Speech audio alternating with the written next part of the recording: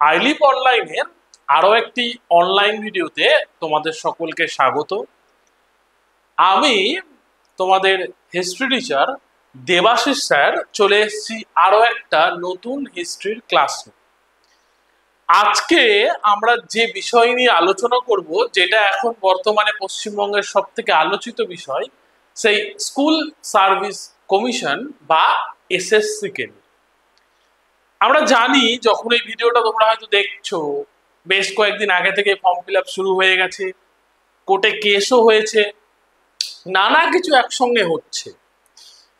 এমনও শোনা যাচ্ছে যে প্রথম একদিনে প্রায় 10,000 ফর্ম ফিল আপও হয়ে গেছে। তা আমি এইরকম এক পরিস্থিতিতে ক্যান্ডিডেটরা কিন্তু পাজল যে কি করবে, ফর্ম ফিল আপ আগে করে নেব, প্রস্তুতি নেব, নাকি পুরো বিষয়টাই আবার সেম জায়গায় চলে যাচ্ছে। আমি যারা সিরিয়াস ক্যান্ডিডেট তাদেরকে বলবো, এইরকম নানা ধরনের দুশ্চিন্তা থেকে নিজেদের মুক্ত রেখে সিনসিয়ার ভাবে তারা কিন্তু তাদের পড়াশোনাকে এগিয়ে নিয়ে চলে। যার যে বিষয়, যে যে সাবজেক্টে বসবে, প্রচুর ভ্যাকেন্সি সিট দিয়েছে। যেরকম ভ্যাকেন্সি বিগত আমরা বেশ কয়েক বছরে আমাদের পশ্চিমবঙ্গতে দেখিনি, 7 বছর ধরে যদিও বন্ধ। অতএব সিনসিয়ার ভাবে যদি পড়াশোনা এখন থেকেই শুরু না করা যায়, তাহলে কিন্তু তোমরা যে কেউ হতে পারে এই বিষয়টা ক্র্যাক করতে পারবে না। কোর্টের মতো চলুক, কমিশনের মতো চলুক, তোমাকে কিন্তু পরীক্ষায় বসতে হবে এবং সেখানে কিন্তু তোমার অস্ত্র হবে তোমার এই পড়াশোনা। এই পড়াশোনার মধ্যে শুধু পড়াশোনা করলেও হবে না, তার মধ্যে নিয়মিত মক বা তোমাদের যাচাই করতে হবে যে আমার পড়া ঠিক কতটুকুনি এগোলো। আমি কোশ্চেনগুলো যেগুলো বিগত বছরে এসেছে পারছি কি, ঠিক কোন কোন জায়গায় আমার খামতি রয়েছে, এই বিষয়গুলোকেও তোমাকে যথেষ্ট গুরুত্ব দিয়ে তৈরি করতে হবে। তাহলে প্রথমে নির্দিষ্ট সিলেবাস ধরে পড়া, হ্যাঁ সব থেকে গুরুত্বপূর্ণ, সিলেবাস সম্পর্কে যে যে বিষয়ে বসবে সেই বিষয়ের সিলেবাস সম্পর্কে সুস্পষ্ট জ্ঞান। দ্বিতীয়ত হলো সেই সম্পর্কিত কিছু অথেন্টিক বই এবং কিছু বাজার চলতি বই নিয়ে পড়াশোনাটাকে সিনসিয়ার ভাবে করা। আর তৃতীয় পার্টে সেই পড়াশোনার মক, ফুল মক হতে পারে, আমরা জেনেই গেছি 60 নম্বরের লিখিত পরীক্ষা, 60 নম্বরের মক হতে পারে। বা তুমি ধরো আজকে পড়লে মৌর্য সাম্রাজ্যের কোনো একটা মক তুমি নিয়ে দেখলে যে তুমি আজ পড়া কতটুকু পারছো। এইভাবে কিন্তু এই বেসিক নিয়মে তোমাদের পড়াটাকে যদি তুমি চালাতে পারো, আপ টু মোটামুটি ধরে নিয়ে যাচ্ছে সেপ্টেম্বরের প্রথম উইকে পরীক্ষা, যেটা ওখান থেকে বলা হয়েছে, তাহলে এই 2-3 মাস কিন্তু সিনসিয়ার ভাবে মিনিমাম 6-7-8 ঘন্টা পড়তে হবে। আজ আমরা যে ক্লাসে আলোচনা করব, প্রথমেই বললাম যে এখন তোমাদের আমি এমন কিছু প্রশ্নের একটা মক বানিয়েছি, যে প্রশ্নগুলো যেগুলো অনেকের কাছে মনে হতে পারে অনেক সোজা, কিন্তু আমরা এসএসসি বা কিছুদিন আগে আমাদের যে এমএসসি মাদ্রাসা সার্ভিসের যে পরীক্ষা হলো, খুব টাফ কোশ্চেন কিন্তু আমরা পাইনি। যেটা তোমাকে সব থেকে গুরুত্ব দিতে হবে, যে সব থেকে বেশি প্রশ্ন সঠিকভাবে করা। 60টা পরীক্ষার প্রশ্নে 40টা 45টা এভরিওয়ান করে দেবে। লাস্ট 5টা 10টা 40-42-এর পর 55 বা ওই 50-এর পরই কিন্তু তোমাদের আসল লড়াই। অতএব তোমাকে বেসিক জায়গাটা একদম কংক্রিট রেখে আস্তে আস্তে লেভেলে উঠতে হবে। তাহলে আজ যেহেতু আমাদের হিস্ট্রি বিষয়ে এসএসসি রিলেটেড প্রথম একটা ক্লাস আমরা নিচ্ছি, এইরকম সিরিজ আরো আসতে থাকবে, সেই জন্য আমরা এখানে ইজি টু মডারেট লেভেলের প্রশ্ন রেখেছি। শুধু প্রশ্নের অ্যান্সার নয়, তার সঙ্গে সঙ্গে এই প্রশ্ন রিলেটেড আর যা যা বিষয় তোমাদের জানা উচিত, সেই জিনিসগুলো এই প্রশ্নের মধ্যে আমি আলোচনা করে দেব। তাহলে খুব ইন্টারেস্টিং এবং ইনফরমেটিভ একটা ক্লাস হতে যাচ্ছে। যারা সিরিয়াস স্টুডেন্ট, ভালো কন্টেন্ট তোমরা দেখতে চাইছো, নির্দ্বিধায় ক্লাসটিকে দেখতে পারো। আমার প্রথম প্রশ্ন, আমি প্রশ্নগুলোকে ইতিহাসের যে মেন তিনটে পার্ট প্রাচীন, মধ্য, আধুনিকেই ভেঙেছি। ইউরোপ আজকের প্রশ্নমালায় নেই, নেক্সট ক্লাসে আমি ইউরোপের প্রশ্ন তোমাদের করাবো। চলো তাহলে প্রথমে প্রাচীন ভারত থেকে যে গুরুত্বপূর্ণ টপিক বা যেখান থেকে আমি প্রশ্নটা রেখেছি সেই টপিকটার নাম হলো বুদ্ধিজম অ্যান্ড জৈনিজম, বা যেটাকে বলা হয় ভারতে প্রতিবাদী ধর্ম আন্দোলন। প্রতিবাদ হিসাবে আমাদের যে বৈদিক ধর্ম, যে ধর্মের মধ্যে নানা কুসংস্কারের কারণে সেই ধর্মের প্রতিবাদ বা প্রোটেস্ট হিসেবে যে দুটো ধর্ম উদ্ভব ঘটেছিল নতুন ভাবে আমাদের ভারতে, এক বুদ্ধিজম, এক জৈনিজম, তার বুদ্ধিজমের বা বুদ্ধিজম থেকে আমাদের প্রথম প্রশ্ন আমরা রেখেছি। খুব কমন, বিসিএস থেকে শুরু করে এসএসসি যে কোনো এক্সামে, যে এক্সামে চলে যাও এই ধরনের প্রশ্ন কিন্তু পাবে। দেখো বলা হচ্ছে দ্য টার্ম ধর্মচক্র প্রবর্তন is associated with which event of Buddha's life? তাহলে বুদ্ধা, গৌতম বুদ্ধা, যিনি হলেন ফাউন্ডার ফাদার অফ বুদ্ধিজম, তার জীবনের বেশ কিছু ঘটনা, অপশনগুলো দেখো, তার বার্থ বা জন্ম, তার এনলাইটমেন্ট বা বোধি লাভ বা জ্ঞান লাভ, তার ফার্স্ট শ্রেমন, শ্রেমন মানে প্রথম ধর্ম প্রচার, এবং মহাপরিনির্বাণ। এই ইচ অ্যান্ড এভরি ইনসিডেন্ট বুদ্ধের লাইফের সঙ্গে জড়িত, এবং প্রতিটি ইনসিডেন্টকেই বুদ্ধিস্ট ট্র্যাডিশন বা বুদ্ধিস্ট টেক্সট, বৌদ্ধ ধর্মগ্রন্থ অনুসারে আলাদা আলাদা নামে উল্লেখ করা হয়। এখানে বলা হচ্ছে যে ধর্মচক্র প্রবর্তন, ঠিক আছে, কোন মানে কোন ঘটনাকে মেনশন করা হয়? ধর্মচক্র প্রবর্তন। একদম চলে আসো, আমি অ্যান্সারটা করি যে বুদ্ধ ধর্মচক্র প্রবর্তন বলা হয় বুদ্ধের প্রথম শ্রেমন বা প্রথম ধর্ম প্রচারকে, যেটা হয়েছিল কোথায়? অপশনে লেখা আছে সারনাথ। মনে থাকবে বৈশাখী পূর্ণিমা এরকম একটা দিনে হয়েছিল। বার্থ অফ বুদ্ধাস লাইফ, বুদ্ধের জন্ম, এটা হয়েছিল কিন্তু লুম্বিনী, শালবাগানে, যেটা এখন নেপালে। বুদ্ধের এনলাইটমেন্ট, এটা হয়েছিল কিন্তু বোধ গয়া, বিহার। কোন গাছের নিচে? পিপল ট্রি, পিপল গাছের নিচে। আর মহাপরিনির্বাণ বহু পরীক্ষায় আসে, হয়েছিল 486 বিসি। তাহলে বুদ্ধের মহাপরিনির্বাণ হয় 486 খ্রিস্টপূর্বাব্দে। কোথায় হয়েছিল? কুশিনগরে। এই কুশিনগর তৎকালীন কোন মহাজনপদের রাজধানী? না, মাল্লাস। আবার এমনও প্রশ্ন থাকতে পারে যে কোন দুটো মহাজনপদ রিপাবলিকান ইন নেচার বা প্রজাতান্ত্রিক ছিল? তখন কিন্তু আবার মল্ল অ্যান্ড ব্রিজি এইরকম হয়। তাহলে ব্রিজি, এই যে মল্ল, যেটা একটা রিপাবলিকান বা প্রজাতান্ত্রিক মহাজনপদ ছিল, সেইখানকার রাজধানী বা ক্যাপিটাল কুশিনগরে 486 খ্রিস্টপূর্বাব্দে তার মহাপরিনির্বাণ হয়। আর আমাদের প্রশ্নের উত্তর, ধর্মচক্র প্রবর্তন কোথায় করেছিলেন? সারনাথে। সারনাথের মৃগ উদ্যানে 5 জন বৌদ্ধ ভিক্ষু, বপ্প, ভদ্রীয়, মহানাম, অশ্বজিৎ এবং কৌডিন্য, এই 5 জন ভিক্ষুকে তিনি কিন্তু প্রথম তার ধর্ম প্রচার করেছিলেন। তাহলে প্রতিটা জিনিস খুব গুরুত্বপূর্ণ, এবং যত বেশি সম্ভব তথ্য দেওয়া সম্ভব আমি সেই চেষ্টা করছি। চলো আমরা নেক্সট প্রশ্নে চলে যাব। 2 নম্বর প্রশ্নে বলা হয়েছে যে এটা আবার কিন্তু গুপ্ত যুগের একটা প্রশ্ন, যেখানে বলা হচ্ছে which Gupta king assume the title of Vikramaditya.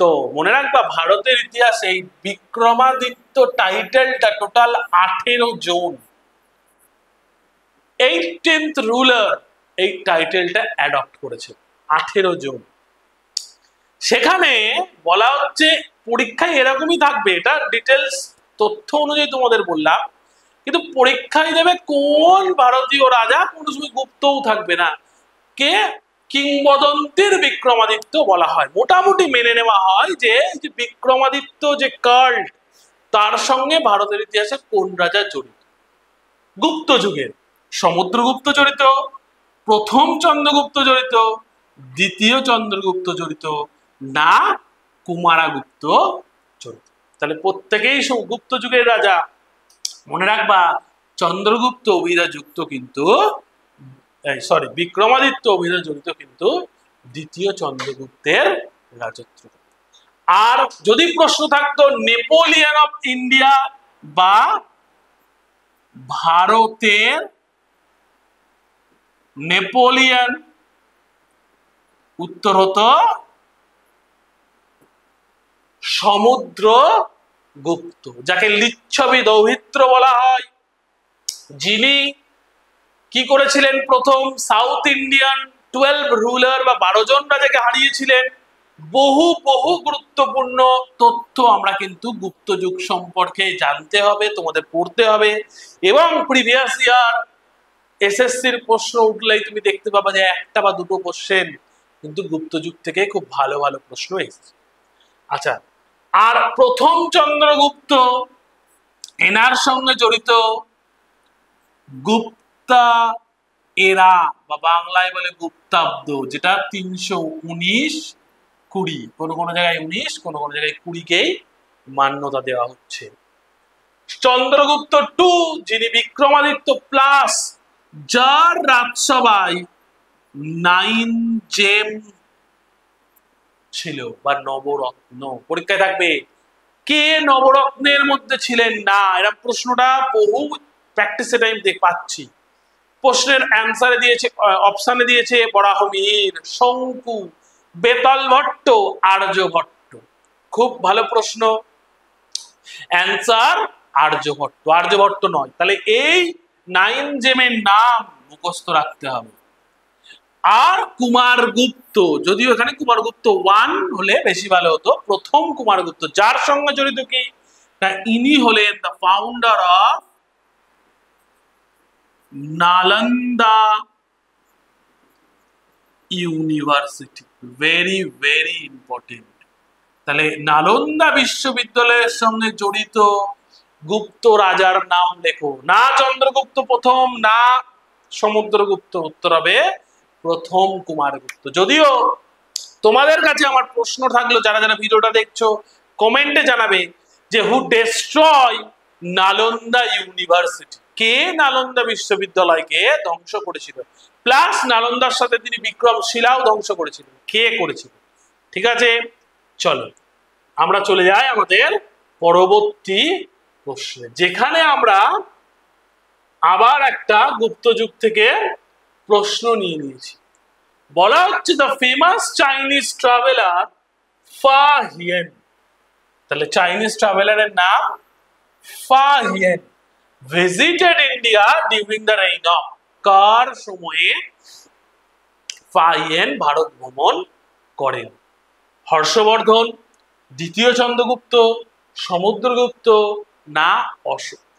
মনে রাখবা ফা হিয়েন আমাদের ভারতবর্ষ ভ্রমণ করেছিল গুপ্ত যুগের রাজা দ্বিতীয় চন্দ্রগুপ্তের সময়। সময়কাল হলো 399 থেকে 411 ঠিক আছে, ফা হিয়েনের ভারত। এবং তার লেখা বইটির নাম ফো কুও কি। Very very important. দ্বিতীয় চন্দ্রগুপ্তের সময় তিনি ভারতে এলেন, এই বইটা লিখলেন। আরো একটা জিনিস যেটাও খুব আসে আর একজনের নাম, তার নাম হলো কি হিউয়েন সাং। অনেক জায়গায় তাকে সোয়ানজাং এই নামে উল্লেখ করা হচ্ছে। কার সময় ভারতে এসেছিলেন? একদম আমি লিখেই দিলাম যে হর্ষবর্ধনের সময় ভারতে ভ্রমণ করছেন হিউয়েন সাং। তিনি তার সময়ে নালন্দা ইউনিভার্সিটিতে পড়াশোনা করছেন, নালন্দা ইউনিভার্সিটিতে শিক্ষাগত করছেন। তা কোশ্চেন থাকে, হিউয়েন সাং যখন ভারত ভ্রমণ করেন তখন কোন বাঙালি পণ্ডিত নালন্দা ইউনিভার্সিটির উপাচার্য ছিলেন? খুব ভালো প্রশ্ন। তাহলে আস্তে আস্তে বেসিক থেকে তোমাদের কিন্তু এক্সট্রিম লেভেলের দিকে যেতে হবে। তাহলে এটাও তোমাদের কাছে একটা প্রশ্ন থাকলো, বাঙালি পণ্ডিতের নাম জানাবে কমেন্টে।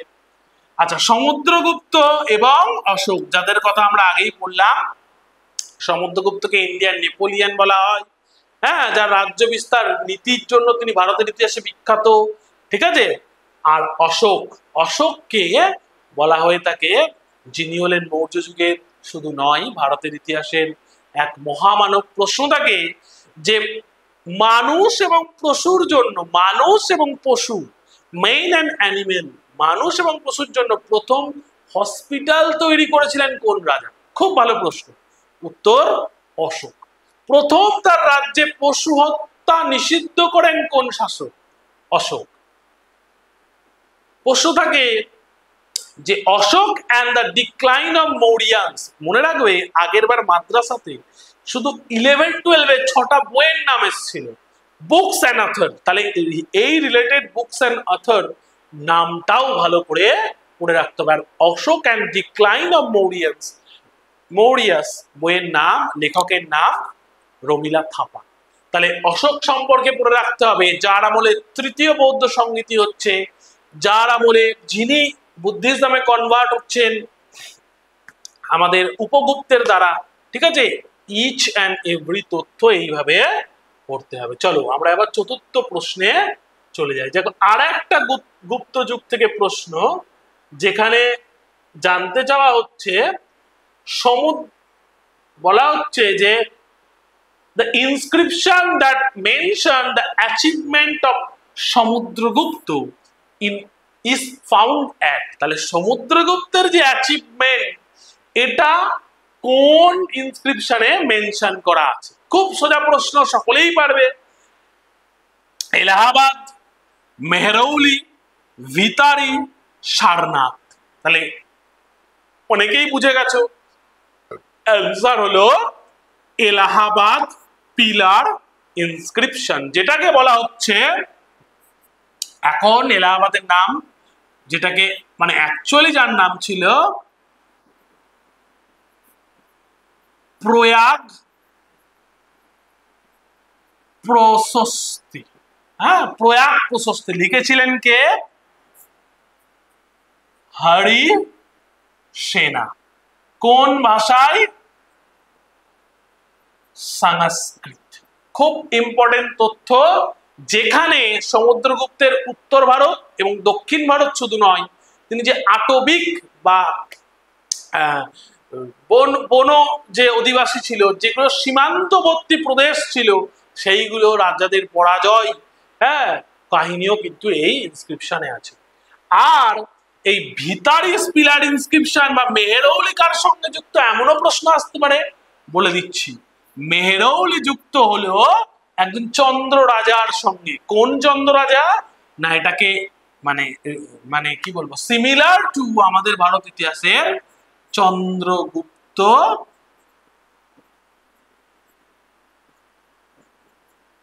টু, দ্বিতীয় চন্দ্রগুপ্তের সঙ্গে, যাকেই বলা হচ্ছে যিনি মেহরৌলি পিলার, আয়রন পিলার ইনস্ক্রিপশন দিল্লির মেহরৌলিতে করেছিলেন। আর এই ভিতারি পিলার ইনস্ক্রিপশন থেকে জানা যায় স্কন্দগুপ্তের কথা, হ্যাঁ, যাকে বলা হয় সেভিয়ার অফ ইন্ডিয়া বা ভারতের রক্ষাকারী, যিনি হুন আক্রমণ থেকে আমাদের ভারতকে রক্ষা করেছিলেন। এবং এই কাহিনী বর্ণিত আছে এই ভিতারি পিলার ইনস্ক্রিপশন। মনে থাকবে। চলো 5 নম্বরে বলা হচ্ছে যে খুব আরেকটা খুব ইজি কিন্তু খুব ভালো প্রশ্ন, যে হু compose the Sanskrit grammar text Ashtadhyayi.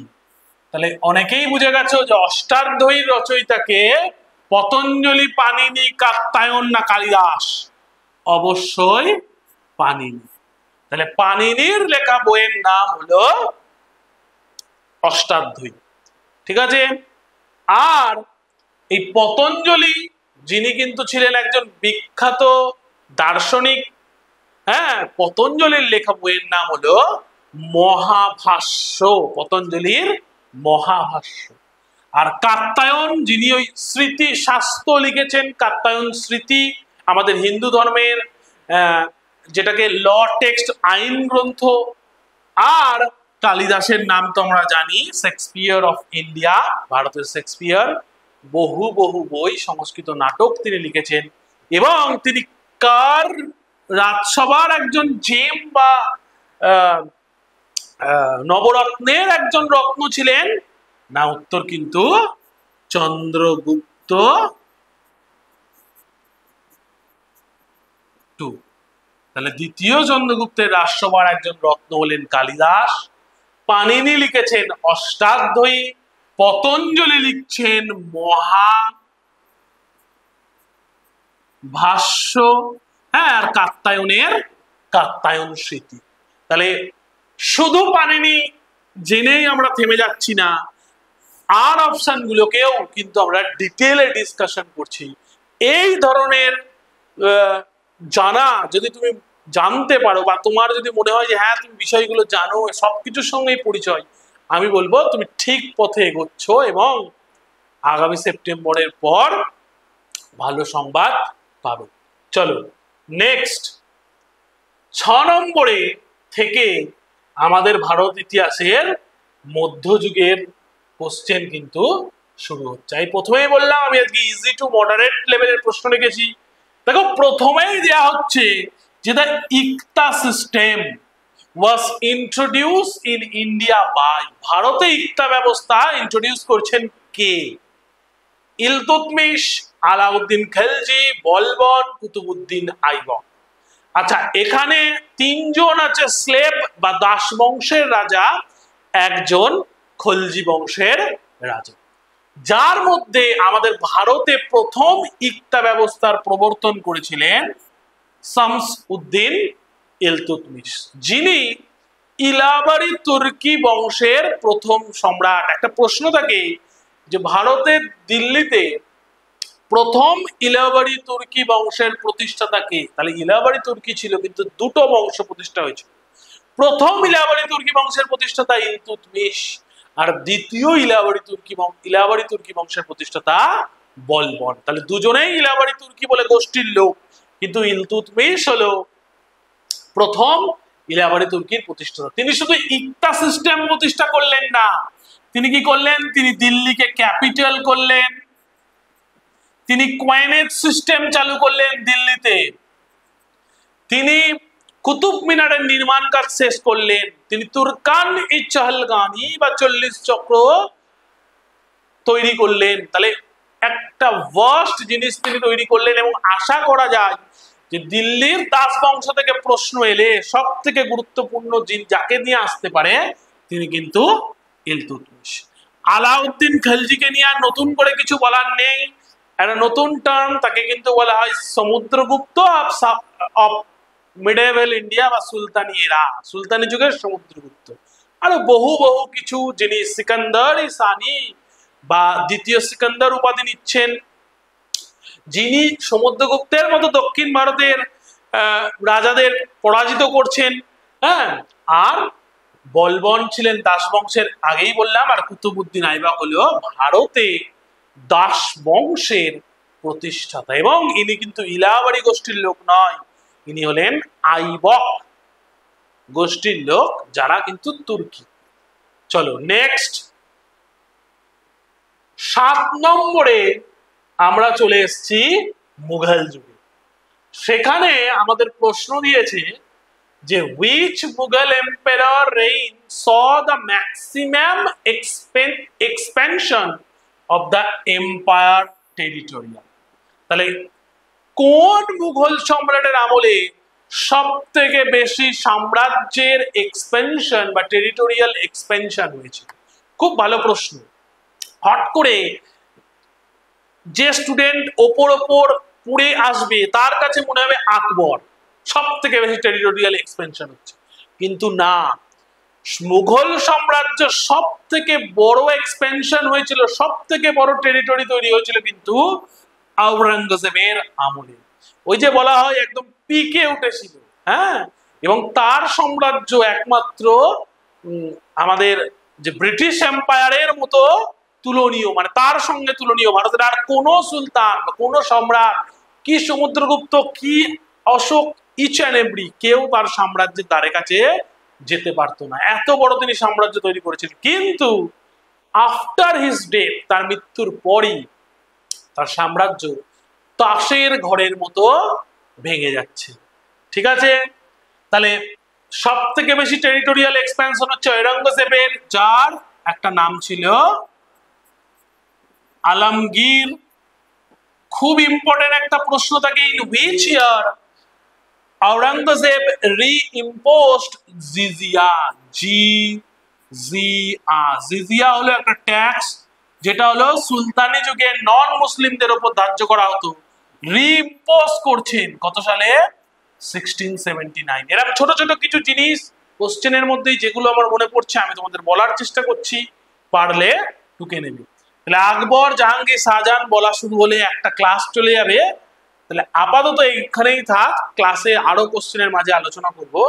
তাহলে আওরঙ্গজেব, যিনি আলমগীর নামে পরিচিত, তার আমলে সব থেকে বড় টেরিটোরিয়াল এক্সপেনশন হন এবং তিনি জিজিয়া কর ইম্পোজ করেন। তিনি বিজাপুর, গোলকোন্ডা 1686-1687 দখল করেন। চলো নেক্সট 7 নম্বর প্রশ্নে আমরা দেখব কি আছে না, হু অ্যামং, দেখো এখানে ভক্তি সুফি থেকে একটা প্রশ্ন দিয়েছে, হু অ্যামং দ্য ফলোইং ভক্তি সেন্ট ওয়াজ এ ওয়েভার? তাঁতি। তাহলে এই ধরনের প্রশ্ন কিন্তু পরীক্ষায় থাকবে।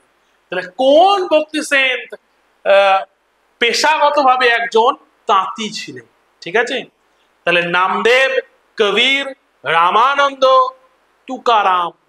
তাহলে এখানে উত্তর হবে যিনি তাঁতি ছিলেন তিনি হলেন কবির। তাহলে কবির দাস ছিলেন তাঁতি, যিনি আবার শিষ্য বা যার গুরু ছিলেন, তাহলে তার গুরুর নাম কিন্তু রামানন্দ। তাহলে এই যে পরের নাম যেটা লেখা আছে রামানন্দ, ইনি হলেন দ্য গুরু অফ কবির। তাহলে কবির, যিনি কিন্তু একজন হিন্দু, বলা হয় হিন্দু বিধবা ব্রাহ্মণের ঘরে জন্মগ্রহণ করে শেষকালে তাকে একজন মুসলিম ওই তাঁতির ঘরে তিনি মানুষ হন, এবং তার গুরুর নাম কিন্তু রামানন্দ, যিনি কিন্তু একজন ব্রাহ্মণ। এবং বলা হয় এই নর্থ ইন্ডিয়া বা উত্তর ভারতে যিনি ভক্তি মুভমেন্টকে স্প্রেড করেছেন, হ্যাঁ, তিনি কিন্তু রামানন্দ।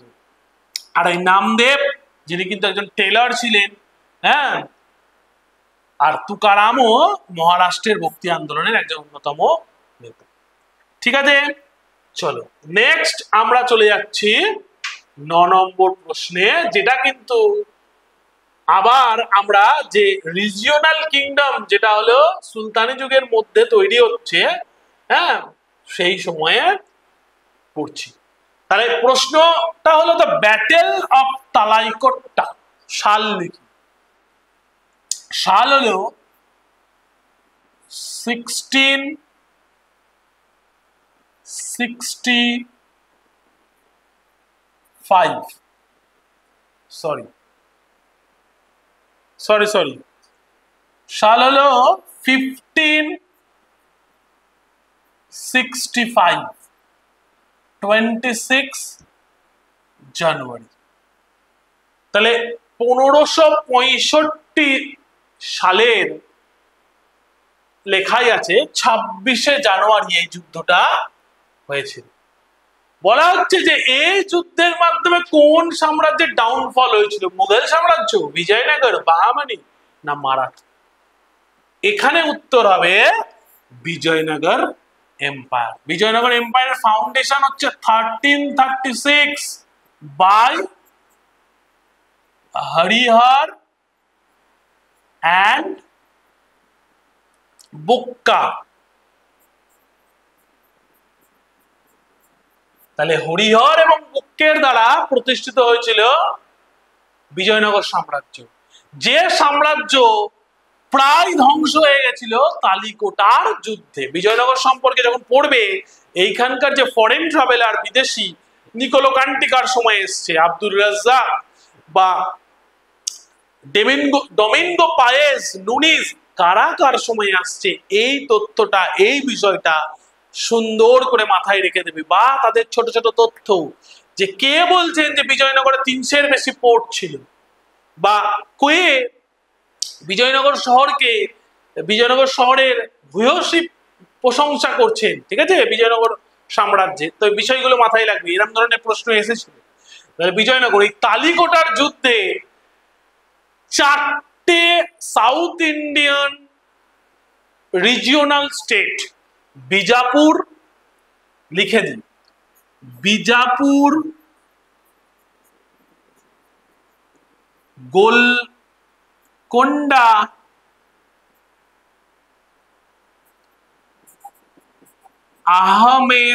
আহমেদনগর আর বিদর, এই 4টে স্টেট, যে 4টে স্টেট এই বাহামানি সুলতানাত ভেঙে তৈরি হয়েছিল, টোটাল 5টা হয়েছিল, কিন্তু এই 4টে স্টেট একটা নিজেদের মধ্যে একটা ঐক্য তৈরি করে বিজয়নগরের যে মন্ত্রী রাম রায় তাকে যুদ্ধে হারান, তার যুদ্ধে তার গলা কাটা হয় এবং এই সাম্রাজ্য প্রায় ধ্বংস হয়। অনেক পরীক্ষায় প্রশ্ন থেকে, কোন স্টেট এই তালিকোটার যুদ্ধে যোগদান করেনি, এটাও জেনে রাখো। অ্যান্সার হলো বেরার। তাহলে বেরার জয়েন করেনি, আর 4টে স্টেটের যে কনফেডারেসি বা ঐক্য তৈরি হয়েছিল সেটা হলো Bijapur, Golconda, Ahmednagar and Bidar. Very very unique এবং খুব ইম্পর্টেন্ট, যতটা বলা সম্ভব আমি তোমাদের বলে দিচ্ছি। চলো, আফটার 9 আমরা যাব 10 নম্বর প্রশ্ন। বলা হচ্ছে, এটা খুব ভালো প্রশ্ন, এই টাইপের প্রশ্ন কিন্তু লাস্ট এসএসসি ছিল। বলা হচ্ছে, which Sultan introduce the practice of measuring land জব্দ ফর দ্য ট্যাক্স অ্যাসেসমেন্ট। তাহলে অ্যাকচুয়ালি বেসিক প্রশ্ন হলো, ট্যাক্স কালেকশনের জন্য কোন দিল্লির সুলতান জমি জরিপ করেছিলেন। তাহলে জমি জরিপ করে ট্যাক্স প্রথম যিনি চালিয়েছিলেন সুলতানি যুগে, তিনি হলেন আলাউদ্দিন খলজি। লাস্ট এসএসসি যেটা 2016-তে হয়েছিল, সেখানে একটা প্রশ্ন ছিল যে কোন সুলতান তার সেনাবাহিনীকে দশমিক ধাঁচে বা ডেসিমেল প্রথায়, মানে 10, 100, 1000 এই টাইপে তার সেনাবাহিনীর প্রথম সংযোজন করেছিলেন। অ্যান্সার হয়েছিল মোহাম্মদ বিন তুগলক। খুব ভালো প্রশ্ন। প্রশ্ন ছিল লাস্ট এসএসসিতে যে কোন সুলতান দিল্লির সুলতানি প্রথম ফেমিন কোড বা দুর্ভিক্ষ আইন জারি করেন। উত্তর হয়েছিল বিন তুগলক। সেই রকম একটা প্রশ্ন, প্রথম ট্যাক্স মেজারমেন্ট করে, ট্যাক্স অ্যাসেসমেন্ট করে ট্যাক্স ধার্য করা হয়েছিল কার সময়ে? ওই যে আগেই বললাম, সুলতানি যুগের শ্রেষ্ঠ রাজা খলজি বংশের শ্রেষ্ঠ সম্রাট আলাউদ্দিন খিলজির আমলে। তাহলে মোহাম্মদ বিন তুগলকের কথাও আমরা বললাম। শেরশাহ সুরির আমলেও মনে রাখবা কিন্তু এই ট্যাক্স অ্যাসেসমেন্ট করা হয়েছিল। তিনি বেশ কয়েকটি ভাগে জমিকে ভাগ করতেন, উচ্চ, মধ্য, নিম্নমানের, সেই অনুযায়ী জমি জরিপ করা হতো, ঠিক আছে। তিনি কৃষকদের কবুলিয়ত এবং পাট্টা নামে দুই ধরনের কি বলবো কাগজ দিতেন। কবুলিয়ত এবং পাট্টা হলো সরকার থেকে দেওয়া হতো, কাবুলিয়ত হলো কৃষক সাইন করে কবুল নামা পত্র সরকারকে জমা দিত। তাহলে প্রশ্ন থাকবে, তিনি গ্র্যান্ড ট্যাক্স নোট করছেন, ভীষণ ইম্পর্টেন্ট। চলো 10 নম্বর প্রশ্ন। আর এবার থেকে আমরা যে প্রশ্নগুলো শুরু করব সেটা হলো আমাদের আধুনিকের প্রশ্ন। তাহলে আধুনিকেরও আমি 5টা প্রশ্ন লিখেছি। প্রথম প্রশ্ন হলো যে who presided over the historic Lahore session of the Indian National Congress 1929। এই প্রশ্নটা খুব সোজা কিন্তু বারবার পরীক্ষায় আসে। তাহলে 1929-এর ডিসেম্বরে রাভি নদীর তীরে যে বৈঠক হয়েছিল, সভা হয়েছিল, সেই সভায় সভাপতিত্ব কে করেন? জওহরলাল, সুভাষ, মহাত্মা, প্যাটেল। উত্তর হবে জওহরলাল নেহেরু, যিনি 3টে অধিবেশনের সভাপতিত্ব করছেন। 29-এ করছেন, 37-এ করছেন, 36-এও করছেন। এবং ভারতের যে অন্তর্বর্তী সরকার, যেটা 2রা সেপ্টেম্বর 1946-এ তৈরি হচ্ছে, সেই অন্তর্বর্তী সরকারের যিনি ভাইস প্রেসিডেন্ট, যিনি সেকেন্ড ইন কমান্ডার, মানে আফটার ভাইসরয় ছিলেন ওয়াভেল, তারপরে যিনি ছিলেন তিনিও নেহেরু।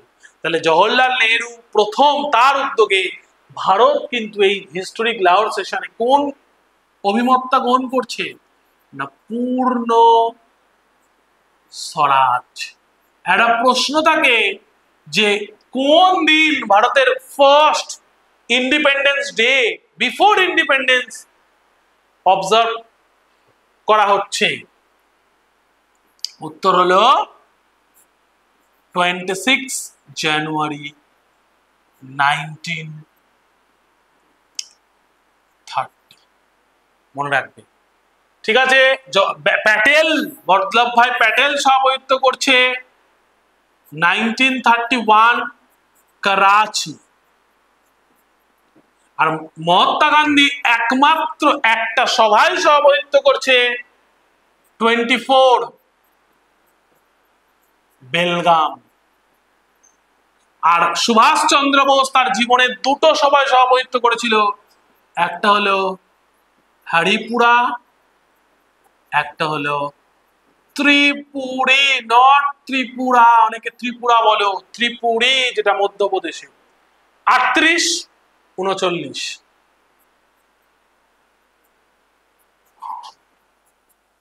চলো 12 নম্বর প্রশ্নে আমরা আরো একটা প্রশ্ন পেয়েছি। এই টাইপের প্রশ্নও থাকে, পুরো list of governor general and ভাইসরয়ের যে লিস্ট, পুরো 1757 থেকে 1947 মুখস্থ রাখতে হবে যতটা পারা যায়। সেখানে থেকে প্রশ্ন আমি এখানে দাঁড়িয়ে হলপ করে বলতে পারি যে 2 থেকে 4টে মতো প্রশ্ন তুমি ওই লিস্ট থেকে পাবেই। যেখানে বলা হচ্ছে ভার্নাকুলার প্রেস অ্যাক্ট কে পাস করছেন? তাহলে ভার্নাকুলার প্রেস অ্যাক্ট পাস হয়েছিল 78-এ। হ্যাঁ, দেশীয় ভাষার সংবাদপত্র নিয়ন্ত্রণ আইন, বাংলা।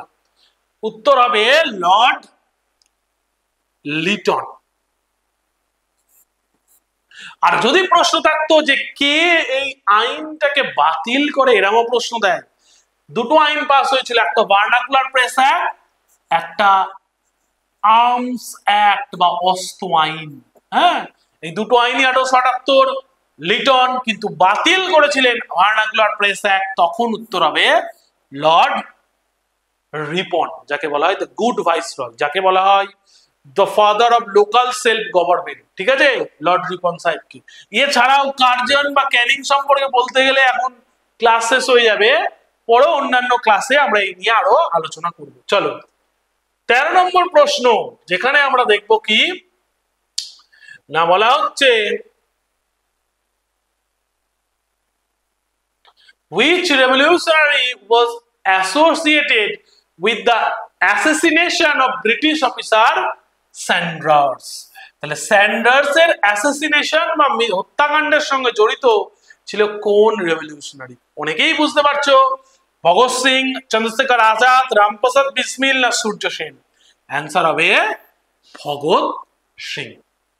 ভগৎ সিং হত্যা করেছিলেন 17 ডিসেম্বর 1929। 1929-এর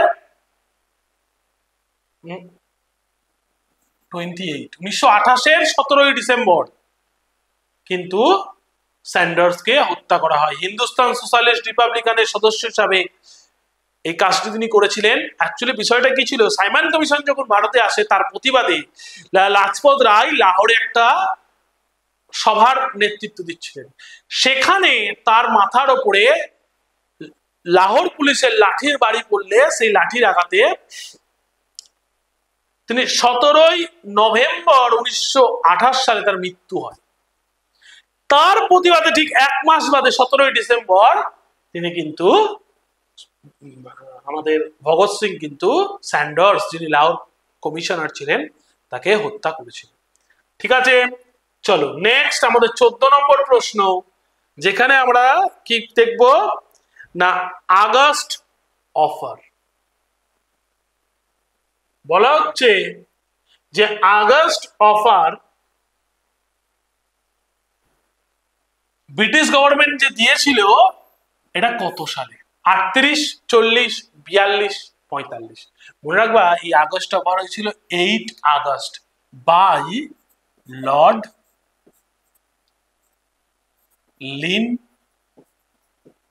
লিনলিথগো। তাহলে লর্ড লিনলিথগো, যিনি ভাইসরয় হিসাবে আমাদের ভারতে ছিলেন, তিনি আমাদের ভারতকে এই আগস্ট প্রস্তাব দিয়েছিলেন যে বিশ্বযুদ্ধে ভারতীয়দের দাবি দাবা, বিশ্বযুদ্ধে ভারতীয়রা অংশগ্রহণ করুক, দ্বিতীয় বিশ্বযুদ্ধে ভারতীয়দের দাবি দাবাকে মান্যতা দেবে ব্রিটিশ সরকার। কত সালে? 1940। এই 1940-এর 8ই আগস্ট লিনলিথগো আগস্ট অফার দিয়েছেন। বলা হয়ে থাকে এই পরবর্তীকালে আগস্ট অফারের বিরোধিতা হিসাবে 8ই আগস্ট 1942-এ গান্ধীজি কিন্তু আগস্ট মুভমেন্ট বা ভারত ছাড়ো আন্দোলনের সূচনা করেন। মনে থাকবে। চলো লাস্ট এন্ড ফাইনাল প্রশ্ন, যেখানে বলা হচ্ছে যে who founded the Hindustan socialist Republican association, HSRA। HSRA বা হিন্দুস্তান সোশ্যালিস্ট রিপাবলিকান অ্যাসোসিয়েশন, এই সংগঠনের প্রতিষ্ঠাতা কে ছিলেন? মনে রাখবা প্রথম যখন এই দলটা তৈরি হয়েছিল তখন এর নাম ছিল হিন্দুস্তান রিপাবলিকান অ্যাসোসিয়েশন, HRA। পরবর্তীকালে এই দলটার সঙ্গেই এই সোশ্যালিস্ট কথাটি যুক্ত হয়েছিল। অনেকে বলেন যে ভগৎ সিং এর উদ্যোগেই এই নামটা যুক্ত হয়েছিল। হ্যাঁ, এবং যিনি এই দলের ফাউন্ডার, ভগৎ সিংও যুক্ত ছিলেন, আজাদও যুক্ত ছিলেন, কিন্তু এখানে আমরা অ্যান্সার করব চন্দ্রশেখর আজাদ। 1928 সালে এই সংগঠনটি প্রতিষ্ঠিত হয়, হিন্দুস্তান সোশ্যালিস্ট রিপাবলিকান অ্যাসোসিয়েশন, যার সঙ্গে আমাদের বটুকেশ্বর দত্ত জড়িত ছিল। হ্যাঁ, বটুকেশ্বর দত্ত এবং ভগৎ সিং এই সংগঠনের সদস্য হিসেবেই কেন্দ্রীয় আইনসভায় 1929 এপ্রিলে বোমা নিক্ষেপ করেছিলেন। পরবর্তীকালে তারা গ্রেপ্তার হন, লাহোর ষড়যন্ত্র মামলা চলেছিল এবং শেষ পর্যন্ত ভগৎ সিং, সুখদেব এবং রাজগুরুর ফাঁসি 1931 23 মার্চ। তাহলে আমি মোটামুটি তোমাদের এই ক্লাসের মধ্যে যতটা একটা কোশ্চেনের সঙ্গে আলোচনা করা দরকার আলোচনা করলাম। আশা করছি এই ধরনের ক্লাসগুলো তোমাদের বড় ইনফরমেটিভ হবে। তোমরা যদি ডিটেলস পড়তে বা জানতে চাও তোমরা যোগাযোগ করতে পারো। তোমাদের যথাসম্ভব আমাদের সংগঠন থেকে গাইড করা হবে। ধন্যবাদ দাদা।